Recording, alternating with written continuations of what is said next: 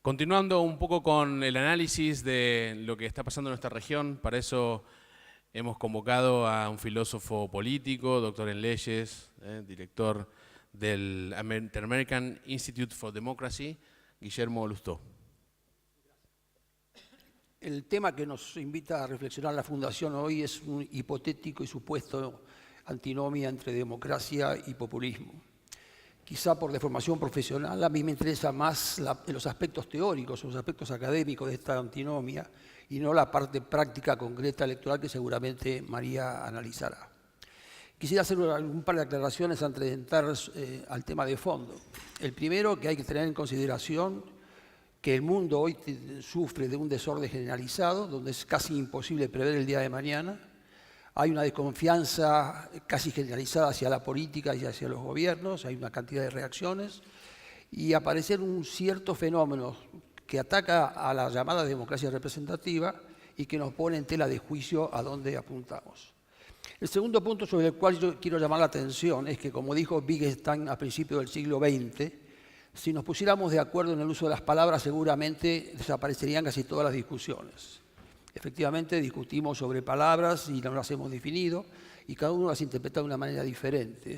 Creo que es importante analizar bien los términos en los que estamos discutiendo, porque de ahí va a depender qué rumbo puede tomar este análisis de la democracia contra la antinomia.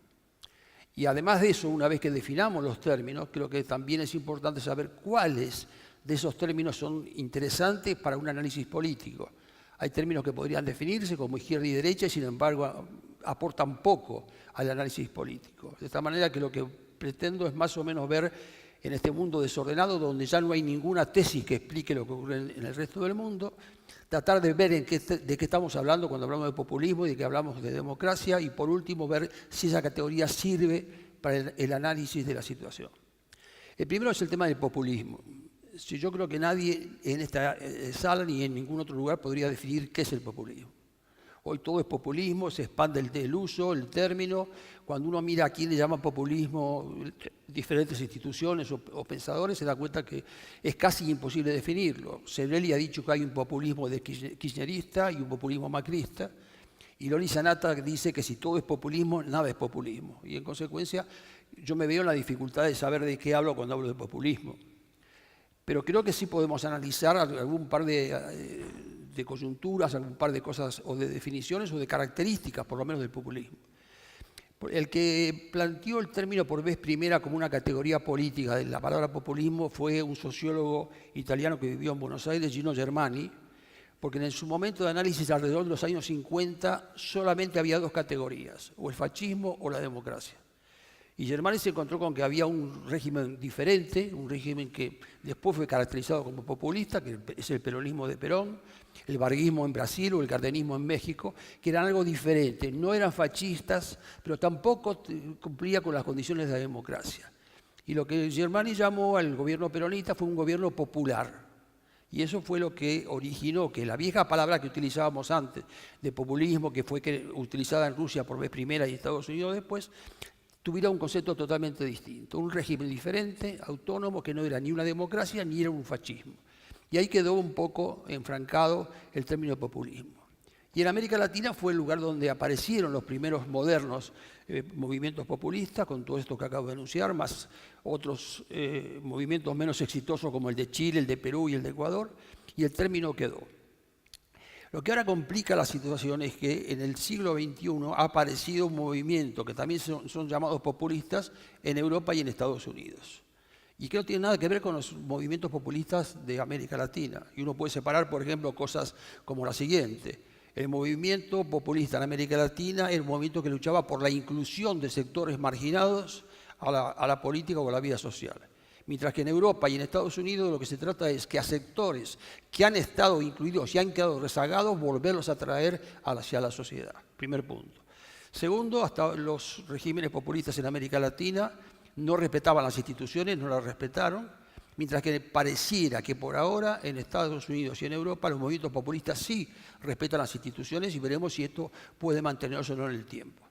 El tercero es que en América Latina, por lo general, los populismos son fundacionales, y esto hace que el líder populista tenga que mantenerse en el poder, por lo cual necesitan la reelección, etcétera, etcétera, mientras que ese fenómeno todavía no aparece así en Europa ni en Estados Unidos. Pero ¿cuáles son las características de estos movimientos, por lo general en América Latina, que es el más característico? Primero, son movimientos confrontacionales, donde dos líneas confrontan y donde necesita el populismo un enemigo enfrente, sea externo o externo, para consolidarse como pueblo. Primero. Segundo, son plebiscitarios, es decir, tienen una forma de manejo de la cuestión pública que no es parecida a la que nosotros nos gusta llamar como democracia liberal. Son además, diría, antisistema. Todos estos sistemas juran del sistema político actual, tanto en Europa como en Estados Unidos, y en consecuencia hay un movimiento de renovación total. Yo repito que es imposible manejar el concepto de populismo porque encontramos populismos que no tienen ciertas características y o hemos fallado al definirlos previamente como populistas o esas características no son vigentes. Por ejemplo, un populismo como el de Uruguay es un populismo que no preocupa a nadie porque respeta las instituciones, se maneja de alguna manera, podrá gustarnos o no gustarnos, pero ese es el juego de la democracia. En cambio hay populismos que son autoritarios, que cercenan la libertad, no respetan las instituciones.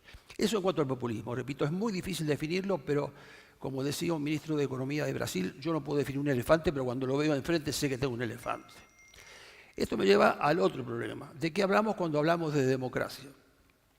En realidad la democracia es el gobierno ejercido por el pueblo. Pero aún ya en la época de los griegos que la inventaron, había dos formas básicamente de democracia, una que respetaba los consensos, las diferencias, y otro que imponía la mayoría. Y el propio Aristóteles decía que un gobierno que maneja la mayoría por encima de las leyes y el bien público, no es un gobierno democrático, sino un gobierno demagógico. Es decir, el viejo concepto ya estaba de la demagogia.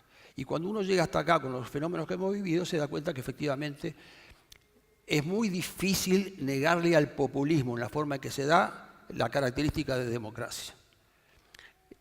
Hay una democracia representativa, liberal, que es la que todos sostenemos, pero hay una democracia que también merece llamarse democracia, populista, mayoritaria, plebiscitaria, que impone por la fuerza la opinión de la mayoría. Es decir, que lo que estamos enfrentando acá no es una antinomia, democracia-populismo, sino dos formas de democracia. La democracia representativa, liberal, que es la que sostenemos, y una democracia plebiscitaria, mayoritaria, que es la que se enfrenta a esta democracia. Esta discusión, que puede ser teórica, para mí está saldada con la Carta Democrática Interamericana del año 2001, en la cual la OEA, con el voto unánime de todos sus Estados miembros, definió que los Estados están obligados a promover la democracia representativa, que tiene características esenciales como la división de los poderes, la independencia del Poder Judicial, elecciones libres, el respeto a los derechos humanos, etc. Es decir, que ya América ha tomado partido por una de estas dos formas y la plebiscitaria ha quedado erradicada de una forma de democracia. Pero diría que en este enfrentamiento, más que hablar de democracia contra populismo, hablaría de dos formas democráticas, una que es la que sostenemos, la democracia representativa, y otra la democracia plebiscitaria. Este es el conflicto. Ahora la pregunta es si esta antinomia sirve para analizar la realidad. Y yo creo que no, porque se quedan cortos en los dos análisis. Pero hay una teoría cultural que fue elaborada hará un par de años por Mary Douglas, que lo planteó desde el punto de vista cultural, pero creo que se aceptaría bastante para entender cómo podemos dividir el mundo. Y lo que dice Mary Douglas es que hay dos tipos de sociedades únicas. Una sociedad que se maneja por consenso, es decir, no que haya unanimidad, sino que se sepan manejar las diferencias que es propio de la democracia. En una democracia precisamente lo que la caracteriza son las diferencias y que hemos encontrado instituciones para resolver esas diferencias. Y por otro lado, una sociedad mayoritaria que se impone de manera prepotente por el voto de la mayoría en contra de la minoría. Así que arrasa con las minorías, no la respeta, etc. Yo creo que esta última antinomia entre las sociedades por consenso y la sociedad mayoritaria nos permite mejor un análisis de cómo podemos ir analizando en adelante la sociedad. Es decir, lo que yo creo es que la antinomia, así como está definida de populismo y democracia, no sirve para el análisis porque, repito, hay populismos que serían aceptables, los populismos como el que ha tenido Uruguay o que tuvo bajo el gobierno de Mujica o el que ha tenido Bachelet o algún tipo de gobierno que, si respetan las instituciones, para nosotros no son más que una discrepancia, pero no son un problema. Y acá hago una distinción. Nos queda un minuto. Sí. Yo tengo un adversario cuando compito con él con reglas de juego claras. Si yo compito con alguien cuando tengo instituciones válidas que solucionan el problema, ese es mi adversario. Cuando yo tengo enfrente a alguien que no respeta y que no tenemos normas en común, ese es mi enemigo. Y en consecuencia yo respeto al populismo que es adversario y no respeto al populismo que es el enemigo cuando no respeta las normas. Y lo único que quería aclarar es lo siguiente. Cuando hablamos de democracia muchas veces debiéramos, como decía Tony Judd, analizar los males que la democracia tiene y escuchar qué es lo que dicen los otros. Porque el diagnóstico de los otros o la crítica de los otros es muy válida para la democracia, aunque las soluciones que propongan no sirvan. Pero siempre en este caso, y más democráticamente, siempre es bueno escuchar al otro. Gracias. Muy bien, muchas gracias.